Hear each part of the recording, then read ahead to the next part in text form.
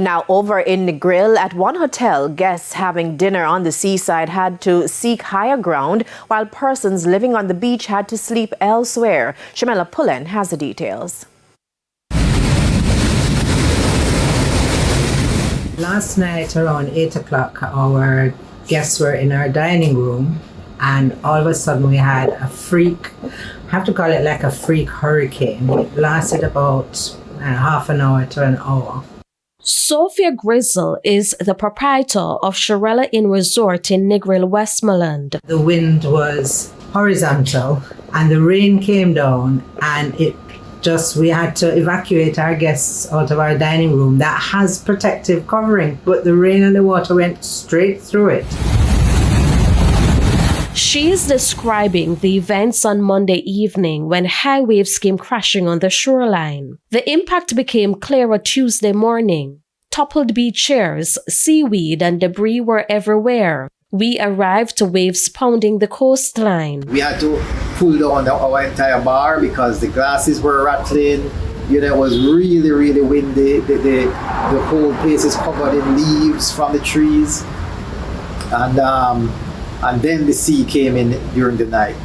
We had a lot of power cuts as well, on and off power cuts during the night. And it's not just the hoteliers reeling from the effects. I see rough sea. This one here past everyone I see. This one is really rough. Last night the wind blew hard and it was on sick off my house. Fly like on, Right. Yeah, I took that sick up there. How was it for you last night? Well, it was a rough night, I didn't expect that, the weather would be like this. I think everybody from here go straight back to 70, alligator pan and then really. Yeah, man. PJ said yeah.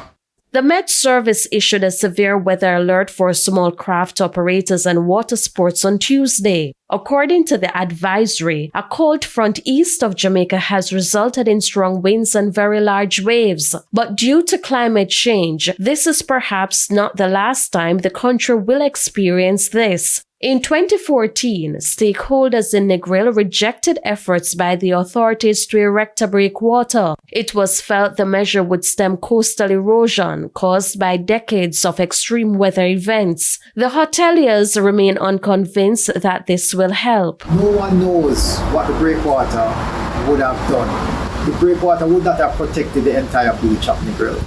Instead, Lee Issa is calling on the authorities to build a seawall along the West End Main Road. The road is becoming slowly impassable. You have to be riding on the sidewalk to go from the town up to the West End. We have a lot of people holidaying here, a lot of people love the West End, and this is what we have to put up with. And I just think the government needs to just get cracking on it right away and do something before it gets any worse. We can't do anything more than just ask the people that are in charge to do what they are paid to do. We pay our taxes, we expect something in return. Negril is a forgotten entity. We're caught between the devil and the deep blue sea. Shamela Pullen, TVJ News.